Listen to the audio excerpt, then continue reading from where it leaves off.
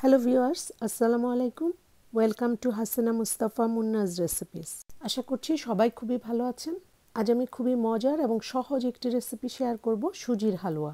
সুজির হালুয়া খেতে খুবই মজার, বাট বানানো খুবই সহজ। সবাই ঘরে কম বেশি সুজির হালুয়া বানিয়ে থাকেন। আজকে আমি আমার রেসিপিটি এখানে শেয়ার করব। সুজির হালুয়া বানানোর জন্য আজকে আমি 1 কাপ সুজি নিয়েছি। সুজিকে আমি অল্প আঁচে রোস্ট করে নিব।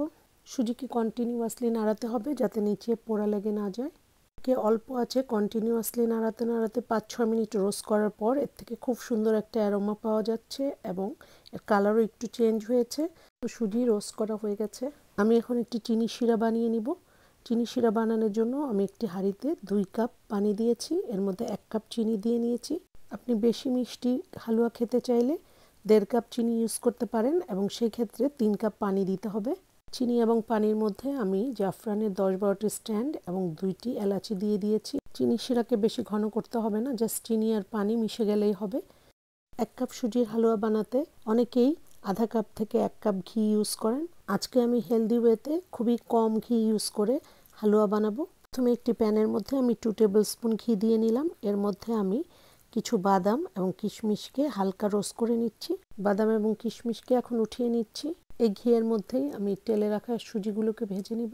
একেবারেই লো আঁচে সুজিকে ভাজতে হবে এবং কন্টিনিউয়াসলি এটাকে নাড়াতে হবে। সুজিকে ঘিয়ের সাথে ভালো করে মিক্স করে নিতে হবে। অল্প আঁচে সুজিকে ঘিয়ের মধ্যে ভাজার পর এর থেকে খুব সুন্দর একটা অ্যারোমা বের হচ্ছে। সুজি অনেক দানাদারও হয়ে গেছে।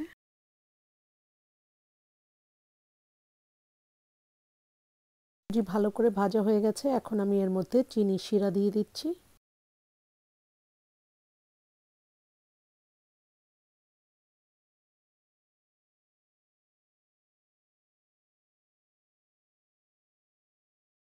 চিনি শিরা ঢালার পর সুজিকে কন্টিনিউয়াসলি নাড়াতে হবে যাতে সুজির দলা পাকিয়ে না যায়।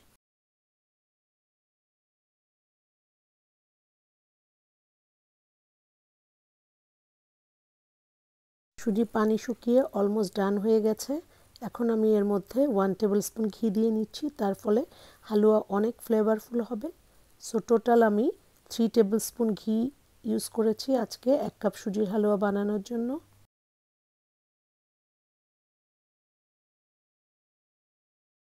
আপনি নরম সুজির হালুয়া খেতে চাইলে এই পর্যায়ে আপনাকে নামিয়ে নিতে হবে, বাট আমি এটাকে আরেকটু শক্ত করব। দেখুন এটা প্যান থেকে একদম ছেড়ে আসছে।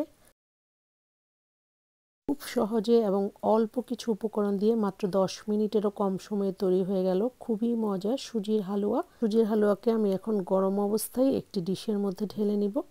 সুজির হালুয়াকে গরম অবস্থায় চেপে চেপে শেপ করে নিতে হবে। আপনি চাইলে এটাকে যে কোনো শেপেই কাটতে পারেন, ডায়মন্ড শেপ অথবা স্কোয়ার শেপ। এই সুজির উপরে এখন আমি ভেজে রাখা বাদামগুলো দিয়ে নিচ্ছি। সুজিকে আপনি বাদাম, কিশমিশ এবং যে কোনো ড্রাই ফ্রুট দিয়েই গার্নিশ করতে পারেন।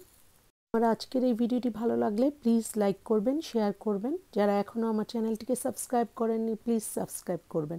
Thanks for watching. Allah Hafiz.